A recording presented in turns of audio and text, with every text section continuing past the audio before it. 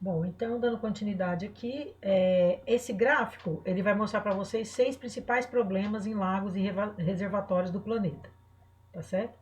Os principais problemas que a gente até comentou aqui, que vocês também já devem ter lido e ouvido falar sobre isso, são aumento do material em suspensão orgânico e inorgânico, então, matéria orgânica, né?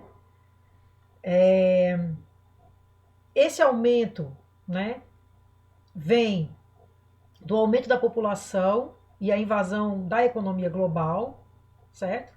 Então eu tenho esse aumento de eutrofização, que é o aumento de matéria orgânica na água, e a partir daí eu tenho o quê? Decréscimo dos recursos hídricos, levando uma extinção do sistema original da biota, e a partir daí uma perda da biodiversidade biológica. Então esse mesmo raciocínio você pode usar para todas essas problemáticas que são as mais importantes, né? O declínio do volume da água e do nível da água, a contaminação com substâncias químicas tóxicas, a eutrofização, que como eu expliquei para vocês, é o aumento de nitrogênio e fósforo na água, né?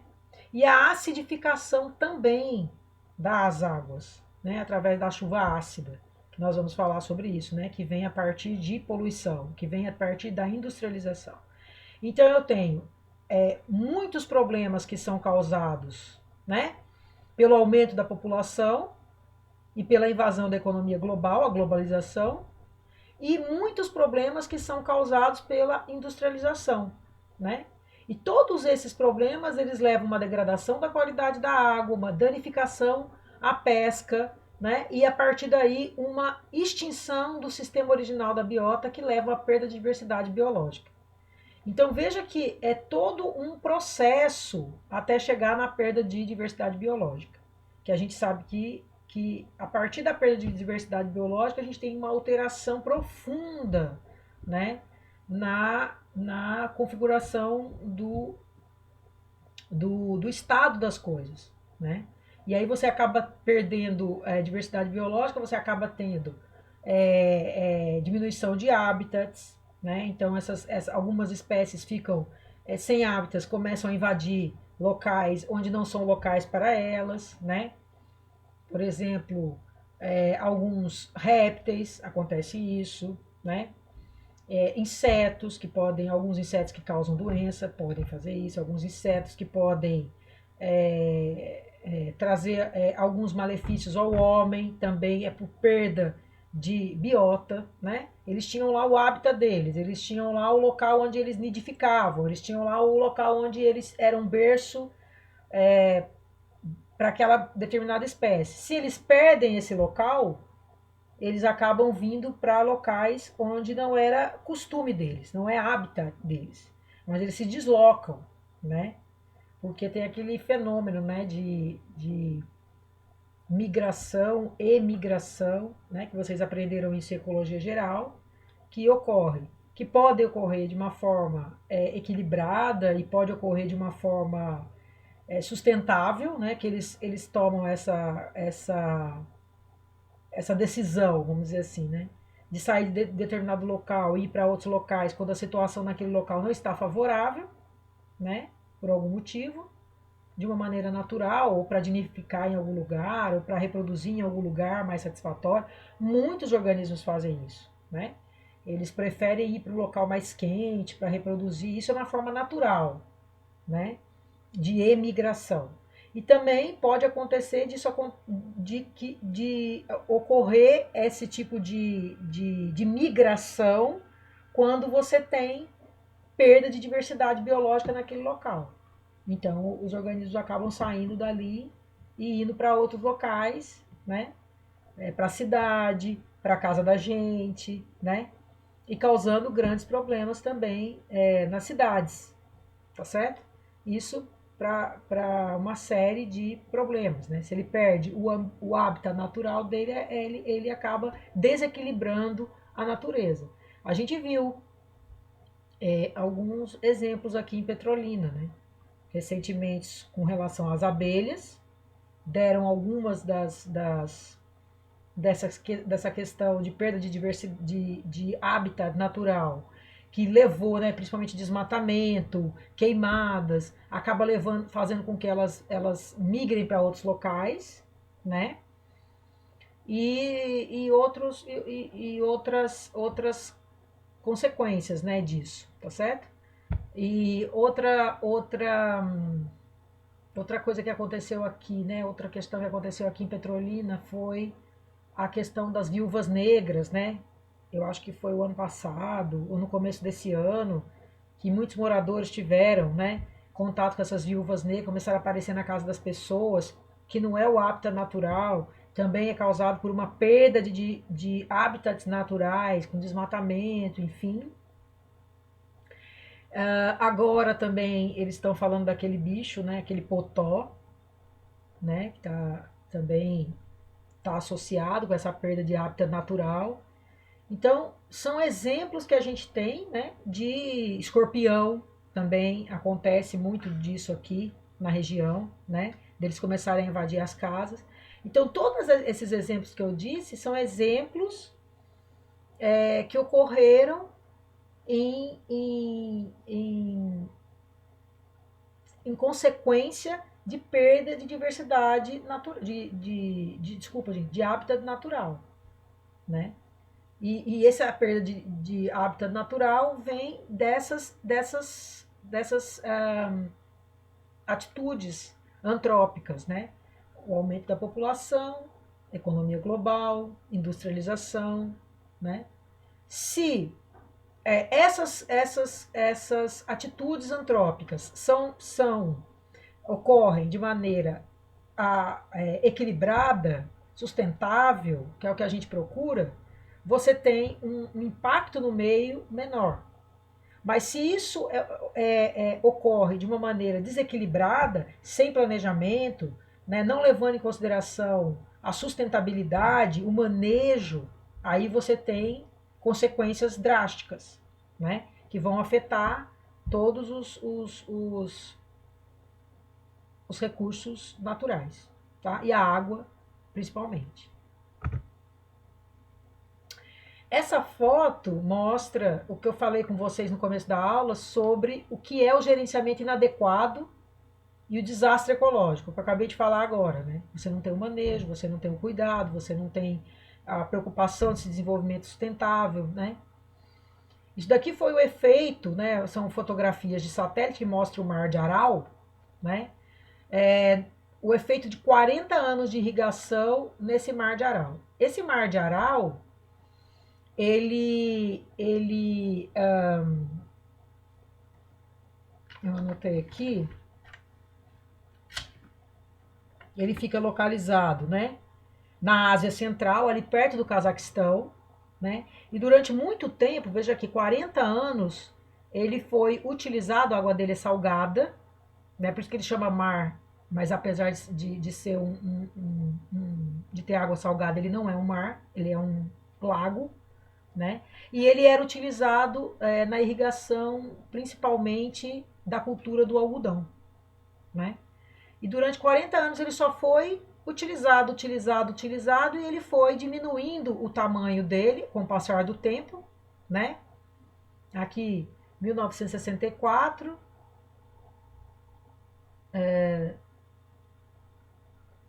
1992, não, 1987 ele foi diminuindo, depois 1992 e 2002.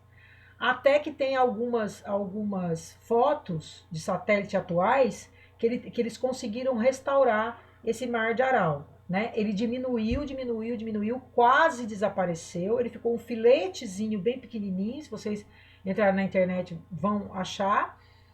E depois eles conseguiram reverter esse processo, né? Porque eles praticamente quase que conseguiram eliminar esse Mar de Aral. E eles utilizavam muito esse Mar de Aral, né?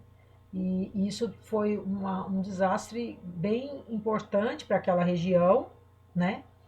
E tem até um documentário mostrando todo o processo que o Mar de Aral sofreu por conta da irrigação sem manejo, né? Então, exatamente esse slide mostra exatamente isso que eu falei anteriormente. Se você tem todo esse processo antrópico e não tem manejo, e não tem controle, e não tem cuidado, e não tem um desenvolvimento sustentável, então você vai ter perdas de diversidade e um desastre ecológico, como foi esse daqui que aconteceu, tá certo? Aqui ele mostra como ele era, né, o tamanho que ele ocupava em 1964 e depois como ele ficou. Ele ficou muito pior do que isso, ele diminuiu mais ainda do que isso daqui, tá certo? Aqui é um gráfico relacionado ao Mar de Aral, né? A esse que eu acabei de falar, que foi diminuindo a quantidade, olha só. Ele foi diminuindo a quantidade de água, né? Aqui até 2000, mas ele continuou diminuindo, né? E o que foi que aconteceu, né? A área irrigada, ao mesmo tempo, foi aumentando a área irrigada dele, né? Olha só, a área irrigada foi aumentando em hectares, e conforme a área irrigada aumentava com o passar do tempo, havia uma diminuição da quantidade de área de contribuição de água do Mar de Aral, tá? Então, mais um exemplo da, da, da, da tragédia que é você ter uma cultura, né, ou várias culturas, e não cuidar, e não fazer o manejo adequado. Eu acho que é interessante essas duas figuras, tanto essa como esse gráfico, e tudo que a gente vem falando desde agora, principalmente porque a gente ocupa uma região, a gente mora numa região, como eu falei para vocês, cujo único corpo hídrico perene é o Rio São Francisco. Então a gente precisa tomar como exemplo casos que ocorreram em outros lugares do mundo para que a gente possa se prevenir de acontecer isso aqui. Porque vocês imaginem, né? Se a gente começa a secar, secar, secar, né? Assorear esse rio e você começa a ter dificuldade, né? De bombear essa água para o tanto de irrigação que a gente tem aqui, né? Se é uma área que depende disso economicamente, né? Então a gente acaba desaparecendo essas culturas, né? As pessoas acabam não tendo mais recursos, falindo, né? As empresas vão falindo, então você vai tendo depois um local desabitado, né? Então eu acho que a gente tem que ter muita consciência dessas coisas que ocorreram em outros lugares e acreditar que isso pode acontecer também aqui. Nunca se achar que, não, isso não vai acontecer porque lá era um lago, né? Teoricamente com menos água do que ter um Rio São Francisco, porém não subestimar a capacidade do homem de ser tão, tão mal com a natureza, né? Bom, aqui a importância da limnologia, né? E o tanto antigamente, como eu falei para vocês, a gente só tinha esse livro, né, de limnologia. E depois, com o tempo, a gente foi tendo todos esses outros livros e hoje a gente tem muito mais do que esses, né? Eu tenho 2 capítulos aqui, nesse livro aqui. Esse livro de amostragem e limnologia é muito importante. Aqui é a Acta Limnológica que surgiu, né? Essa revista surgiu a partir da Sociedade Brasileira de Limnologia, que eu falei para vocês, né? Esse livro de águas doces do Brasil foi publicado por Tundizi. Ele fala de todas as águas doces do Brasil, todos os rios. É um livro que dá muita informação e a gente acaba tendo muita informação importante, cultura mesmo, para a gente entender o Brasil que a gente vive, que é um país extremamente grande, que a gente não tem nem muita noção da quantidade de rios que a gente tem, os nomes dos rios, né? É um livro muito legal, muito bacana, imenso. Acho que ele tem, sei lá quantas mil páginas, né? Resultado de muito tempo de trabalho do professor Tundizi. Esse livro, ele já tem, né, uma versão mais nova dele, que eu acho que não está disponível. Não, foi aquele que eu disponibilizei para vocês pelo WhatsApp, né? Ou foi esse? Foi esse aqui. Eu acho que foi esse daqui que eu disponibilizei para vocês, né? Eu disponibilizei esse daqui do Tundizi. Esse também é do Tundizi, mas ele é foi esse mesmo que eu disponibilizei para vocês. Então, esse daqui, se você procurar ele na internet, você tem ele para baixar PDF. Esse daqui eu mandei para vocês. E tem um outro do mesmo autor desse daqui, do Chico Esteves, que é uma capa azul, que foi publicado, acho que em 2013, se eu não me engano, né? E ele também já é esse livro aqui, só que com as figuras melhores, com mais informação, né? Ele foi melhorando com o passar do tempo as figuras e foi incluindo coisas novas, né? Porque a ciência vai evoluindo. E eu acho que esse daí você tem que comprar. Não tem ele disponível, não. Tem disponível na internet para vender. Ele também não é muito barato. Custa uns 200 por aí. E esse daqui foi o que eu disponibilizei para vocês. Também é muito bom, né? Mas, didaticamente falando, com relação ao estudo de cada variável, eu gosto muito do professor Francisco, porque ele é bem didático para o aluno da graduação, tá certo?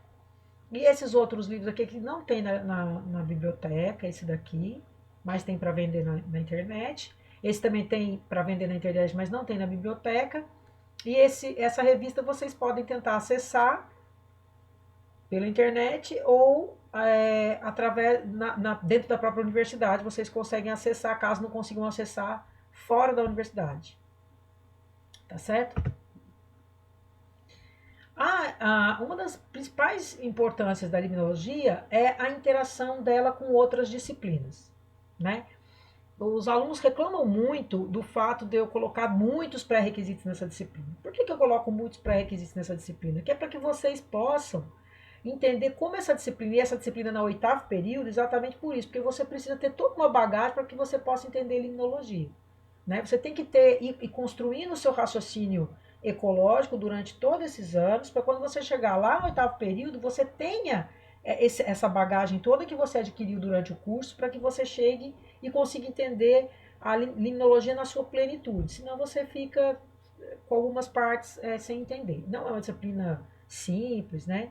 Por isso que exatamente por isso que ela não é tão simples, porque você realmente precisa desses pré-requisitos que eu geralmente coloco nessa disciplina, tá bom? Geralmente são as de ecologia, né? Todas as ecologias precisam ser feitas para que a gente possa ter um entendimento melhor, mais aprofundado, não tão superficial de limnologia, tá certo? É preciso que você tenha uma visão sistêmica dos processos, né? Ocorrem vários processos na água e, e todos os organismos que são afetados por esses processos que ocorrem na água, tá certo? Outra disciplina também que é importante, né, é geologia e meteorologia, né? Como eu falei para vocês, o aspecto de pluviosidade é um aspecto extremamente importante dentro de limnologia, porque a chuva, ela altera as características físicas e químicas da água, né? E como nós estamos numa região que chove pouco, quando chove há uma alteração total do metabolismo desses ambientes aquáticos, tá certo? Que é o que a gente vai ver no decorrer da disciplina. Uma das coisas mais importantes, né, dessa disciplina é o estudo dessas interações, das interrelações e das covariâncias, que são fundamentais. Além disso, a importância dos PELDs, que são os estudos ecológicos de longa duração. Eu costumo dizer que limnologia você não pode só ir para um local, coletar água e fazer análise daquela água e você vai ter a informação daquele corpo d'água. Não é assim, né? Como eu falei para vocês, o corpo d'água ele varia no tempo e no espaço, e ele também varia durante o dia. Num período de 24 horas, você tem total variação dessas variáveis físicas e químicas da água. Sendo assim, você não pode apenas chegar num local, coletar aquela água, fazer análise e achar que você tem a informação daquele local. Você tem uma fotografia naquele dia, naquele momento, daquele local. Mas você não tem um entendimento de todo o aspecto, de todos os processos, relações, interrelações e covariâncias que ocorrem naquele local, tá certo? Organização de bancos de dados a longo prazo, isso é fundamental. O Brasil vai ter que investir em monitoramento de diversas áreas, se ele quiser ter informações precisas de diversas áreas, né? Tanto no ecossistema terrestre como nos ecossistemas aquáticos. É um monitoramento a longo prazo desses locais que vão me dar informações precisas daquele local. A gente já tem algumas informações, alguns monitoramentos são feitos, por exemplo, na Amazônia, pelo INPE, né, no Pantanal. Mas a gente precisa fazer com que esses monitoramentos ocorram também em outras áreas do Brasil, tá? Nós temos, por exemplo, a Embrapa Monitoramento por Satélite, que é uma Embrapa que está localizada na região de Campinas, em São Paulo, que faz todo esse monitoramento das imagens de satélite, né, do Brasil todo, de todos esses biomas. E é extremamente importante a gente ter esse monitoramento, tá bom? Porque a partir do conhecimento desses dados históricos é que a gente pode entender, por exemplo, uma problemática como aconteceu com o Mar de Aral, né? Se não houvesse esse acompanhamento histórico de Mar de Aral, não se chegaria à conclusão que se chegou. Que você pode ter culturas, que você pode ter desenvolvimento econômico, porém você tem que fazer o manejo adequado, porque senão pode sim desaparecer um determinado corpo d'água. Né? Isso a gente só conseguiu chegar a essa conclusão a partir do acompanhamento com imagens de satélite, por exemplo, daquele corpo d'água. Então, a obtenção de dados em tempo real é importante. Por exemplo, no Canadá, os corpos d'água que são utilizados para abastecimento de água para consumo humano da população, ele tem um acompanhamento diário da sua qualidade de água, né, em tempo real. Então são estruturas bem montadas dentro dos locais onde são coletadas essas águas para consumo humano, e qualquer alteração mínima que seja, ela já apita para um local onde fica uma determinada pessoa lá controlando esse monitoramento, e aquele local passa a não ser aquela água passa a não ser mais levada para a população enquanto não se descobrir o que está acontecendo. E com isso, você tendo esse monitoramento, você acaba tendo um controle, por exemplo, de surtos de doenças, né? Gastrointestinais, né? Ou doenças de veiculação hídrica, entre outros problemas que podem acontecer dentro de um corpo d'água, né? Então, tudo isso é através de tecnologia, de recurso, de monitoramento, né, de manejo. O manejo é isso, né, é você fazer esse acompanhamento. E evitar, por exemplo, contaminações como ocorreram em Caruaru, por exemplo, né, que o local onde se coletava a água para levar para a população e para abastecimento de uma determinada clínica de hemodiálise, não era monitorada e acabou contaminando as pessoas, porque aquela água estava contaminada com um boom de cianobactérias que liberaram cianotoxinas na água. Aquela água foi coletada, foi levada para lá, as pessoas foi levado para uma clínica aqui em Caruaru, em Pernambuco, e as pessoas usavam essa água para fazer as hemodiálises, né? Que hemodiálise é um tratamento que faz para as pessoas que têm dificuldade, né? O rim, os rins param de filtrar o sangue e elas precisam fazer hemodiálise. Então, para movimentar essa máquina é com água, né? E eles colocavam água e essa água estava contaminada e acabou entrando em contato com o sangue das pessoas e as pessoas ficaram contaminadas e morreram, né? Várias pessoas morreram, mais de 70 pessoas morreram de contaminação por uma cianobactéria chamada Microcistes aeruginosa, né? Isso foi acho que na década de 80, eu não sei direito a data, né? Mas foi uma coisa assim que estampou a revista Veja, né? A capa da revista Veja, na época aqui no Brasil, né? Foi uma coisa bem chocante que aconteceu e por puro falta de monitoramento, falta de acompanhamento. Como é que você pode levar uma água para um determinado local que vai ser utilizado num tratamento, né, que vai entrar dentro do organismo da pessoa e você não fazer um acompanhamento do que pode ter nessa água, né? Isso só consegue através de monitoramento em tempo real, né? Depois disso até algumas legislações se modificaram, é obrigatório fazer hoje análise de toxinas na água, toxinas produzidas por cianobactérias, né, que são bactérias que fazem fotossíntese, que vocês viram lá na disciplina de protistas, né?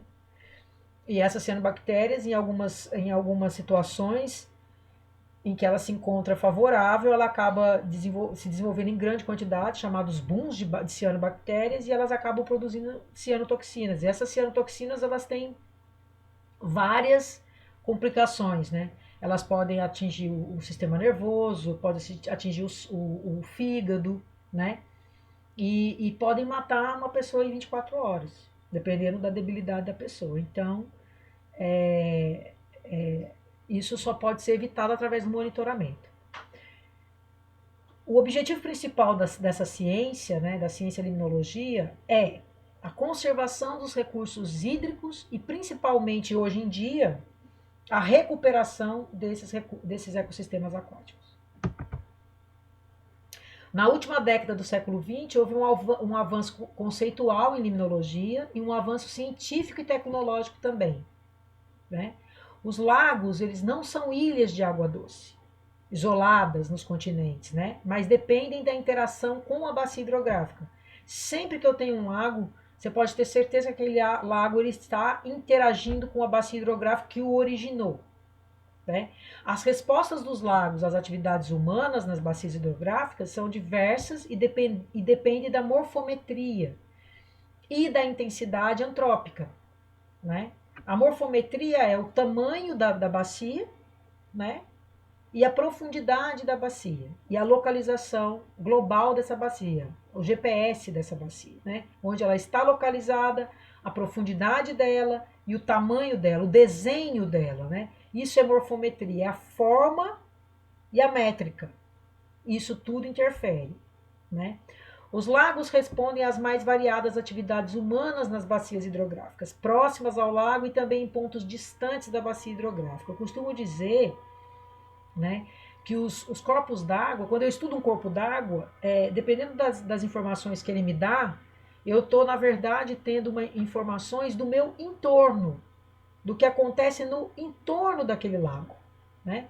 Então o lago é como se o lago ou o rio, o corpo d'água de uma maneira geral, porque quando você tem a chuva, ela vai chover nas cabeceiras, essa água vai lavar essas montanhas, esses terrenos, né? E vai levar essa água para um corpo d'água mais próximo. É assim que acontece. Então, essa água, quando eu estudo, eu estou estudando as características do que está acontecendo ao redor daquela bacia hidrográfica. E ela vai me dar uma informação precisa do que está acontecendo ao meu redor, né? Então, se eu tenho uma área, por exemplo, onde se usa muito agrotóxico, aquela minha água, quando eu fizer análise de agrotóxicos na água, de metal pesado na água, eu vou ter uma grande quantidade de metal pesado na água, mas que foi produzido no seu entorno. É isso que está dizendo aqui, né? Então, há necessidade de acumular informações, desde processos físicos e químicos da água, até a resposta das comunidades em relação à produtividade, biodiversidade, mudanças genéticas e etc. Então, por exemplo, quando eu analiso, né, as comunidades de um determinado corpo d'água, eu posso fazer análises naquele organismo e ver se ele teve alguma mutação genética. E provavelmente, se ele teve alguma mutação genética, se foi ocasionado por esses compostos físicos e químicos, né? Principalmente compostos físicos e químicos, não, compostos químicos, que são lançados na água, né? Então, essas toxinas que são lançadas na água através de agrotóxicos, por exemplo, mas existem outros, podem alterar a genética desses organismos, né? Então, se eu estudar o entorno daquele local, daquele corpo d'água, eu posso chegar a descobrir, né, como está a qualidade daquela água sem nem fazer uma análise na água, só analisando o entorno daquele local. Ou o contrário, se eu quiser saber o que está acontecendo no entorno, eu faço análise da água. Ela também pode me dar uma boa noção do que está acontecendo ao redor daquele local. Por exemplo, eu acho um metal pesado naquele local e aquele metal pesado é utilizado numa cultura X. Eu vou saber que no entorno daquele local é muito provável que existam que exista a utilização de agrotóxico, aquele metal pesado, em alguma localidade ali por perto. Então aquele agrotóxico, a toxina está sendo levada para dentro daquele corpo d'água. Por isso é tão importante eu analisar a bacia hidrográfica analisando o seu entorno e não apenas a bacia isoladamente. Os estudos devem ser permanentes, como eu falei, o monitoramento, né? E haver comparações. Cada sistema aquático, em sua bacia hidrográfica, é único, né? Exatamente, porque aquela bacia hidrográfica que está naquele determinado local, ela está sujeita a todas as influências daquele local. Se chove, se não chove, se chove pouco, se chove muito, a intensidade de luz, né?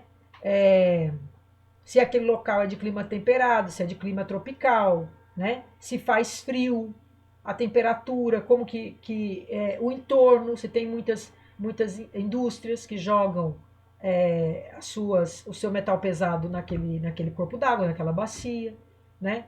Se eu não tenho indústrias, mas tenho esgotos que não são tratados e são jogados naquela bacia, esgotos domésticos. Se eu tenho uma indústria têxtil, se eu tenho um curtume, né? Então, cada bacia hidrográfica ela é única, né? É um sistema que tem que ser avaliado isoladamente, né? E fazendo comparações, obviamente, com outras bacias hidrográficas de outros locais. O tempo de resposta aos fatores climáticos e hidrológicos e as atividades antropogênicas nas bacias, variam com a intensidade das ações, as características dos ecossistemas e o estágio de organização. Nesse caso, você tem que levar em consideração as escalas temporais e espaciais, claro, né? Eu preciso entender essas ações, a intensidade dessas ações, para depois eu analisar, né, esse ecossistema sob o ponto de vista de diferentes escalas, no tempo e no espaço, né? Como é que era esse corpo d'água? Como é que ele está, né? Porque durante, sei lá, várias décadas aquele corpo d'água não tinha influência nenhuma de nenhuma indústria. Aí, nos últimos 10 anos, aquele local, perto daquela bacia hidrográfica, houve o surgimento de 3, 4 indústrias, sendo uma delas uma indústria têxtil, por exemplo, que é uma indústria que a gente sabe que usa muito produto químico e, sendo assim, acaba levando esse produto químico para dentro do corpo d'água, né? E altera todas as características daquele corpo d'água. Então, ocorreu uma modificação naquele local ao longo do tempo. Então, eu tenho que observar escalas temporais e escalas espaciais. Isso tudo chama-se gerenciamento integrado de bacias hidrográficas.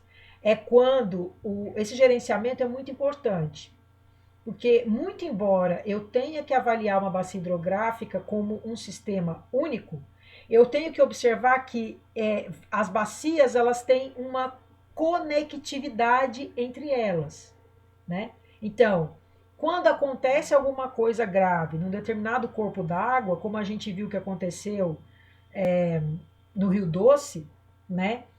A gente pode, a partir daí, prever, através do gerenciamento integrado de bacias, a gente pode fazer uma previsão de quando é que aquele desastre ecológico que aconteceu numa determinada bacia pode atingir outras.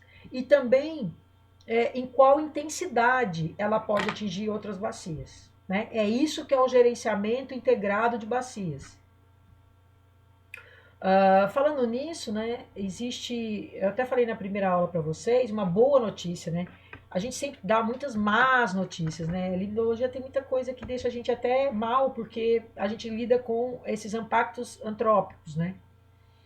Mas com relação ao Rio Doce, como eu falei para vocês, né, depois daquele impacto ambiental que a gente teve, de grandes proporções, eu até comentei na primeira aula, não sei se estava todo mundo presente na primeira aula, e eu comentei sobre uma empresa que foi selecionada para fazer a recuperação do Rio Doce, e ela já publicou algumas coisas na internet, eu vou disponibilizar para vocês depois o link para vocês assistirem o documentário dessa empresa, e ela mostra todo o trabalho que ela fez no Rio Doce e de remediação do que aconteceu e de como eles conseguiram recuperar as águas do Rio Doce, e mostra como a água já recuperou, as análises de água foram feitas. É um documentário muito legal, vale muito a pena a gente ver, porque com muito dinheiro eles mostram quanto de recurso foi preciso para remediar uma coisa que poderia ter sido realmente evitada com monitoramento, com o desenvolvimento sustentável, né? Então, eu acho interessante a gente ver como o custo do cuidado, né? Como é alto o custo de alguma coisa que a gente não cuidou, né? Como deveria ter sido cuidado. Eu vou disponibilizar para vocês, eu comentei na primeira aula, e eu vou disponibilizar para vocês esse link para vocês assistirem. Os ecossistemas aquáticos podem se auto-organizar, e esta capacidade está relacionada com os mecanismos de feedback e ajustes permanentes com mudanças nas dinâmicas estruturais, né? Eu até tenho um pouco de receio de falar sobre isso, né? De que eles podem se reorganizar, de que eles podem se recuperar de impactos, porque senão a gente acaba achando que, então eu posso degradar porque depois ele se recupera, né? Não é bem assim, né? Essa capacidade que está relacionada a esses mecanismos de feedback e de ajustes, eles têm um certo preço que é cobrado, né? Tanto naturalmente como se você for depois remediar, como é o caso do Rio Doce. Mas a gente vai falar disso, vou dando exemplos para vocês ao longo da disciplina.